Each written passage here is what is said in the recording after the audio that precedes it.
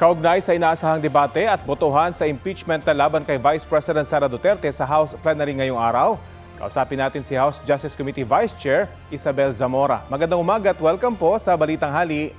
Good afternoon na. Ayan, dinig niyo na po ako?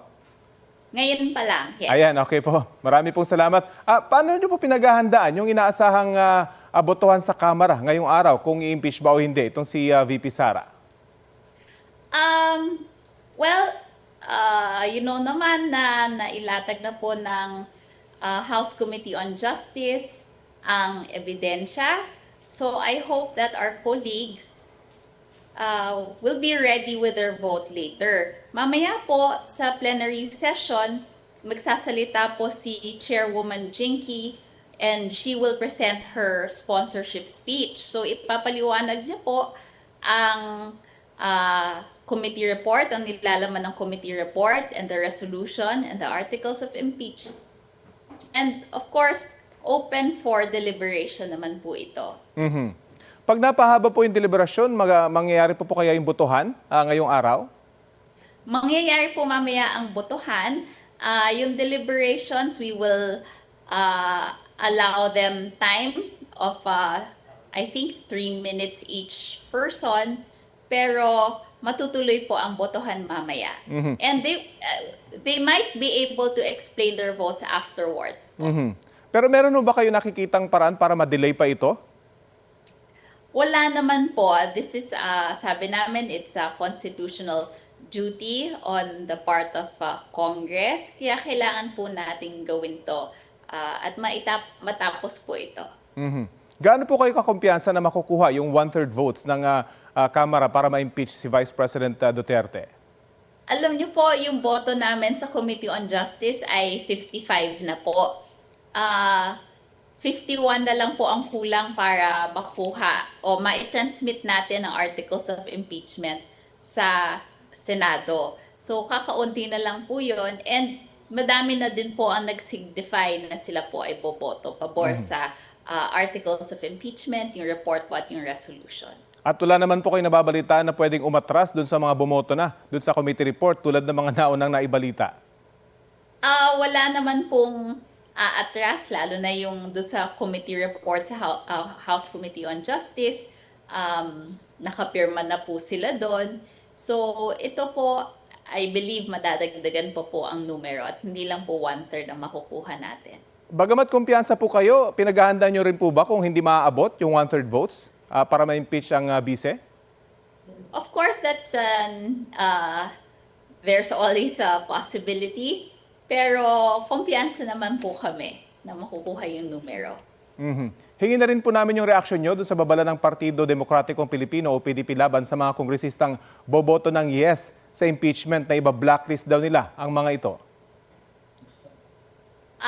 Siyempre po, kung yun ang kanilang party stand, may karapatan naman po silang magsalita ng ganon.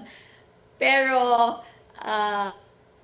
siguro kami naman po dito sa Kongreso, meron po kaming kanya-kanyang partido and lahat naman po kami ay happy with our party stand.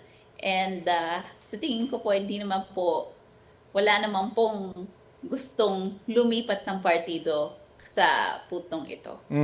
At meron pong bagong akusasyon si Senadora Amy Marcos kung saan sinabi niyang may impormasyon siyang nalalaman na may bagong pananakot daw sa mga hindi boboto para ma-impeach ang vice. Meron ba kayong narinig na ganito?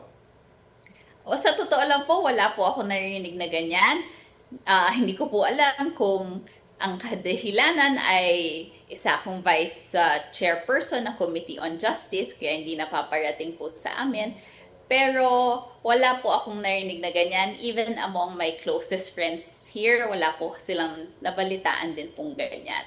At yung mga paratang nga po ni Senator Amy na meron daw funds o kung ano man na matatanggap, siguro pangalanan po niya kung sino yung nagsabi noon and come out in the open at magkaso po siya kung may ganun nga pong balitang totoo.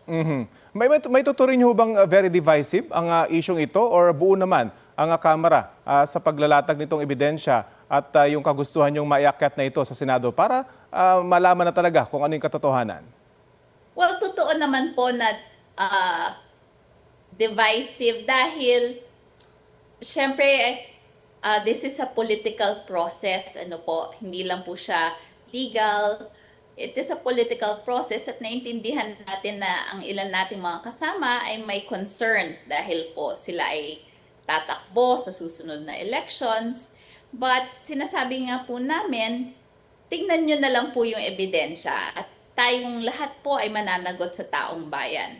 I believe po na madami ang nasway o nakumbinse, lalo na nung lumabas yung AMLAC report and doon po openly nagpahayag ang ilan po nating kasama na sila ay boboto dahil po nakita nila yung ebidensyang iyon.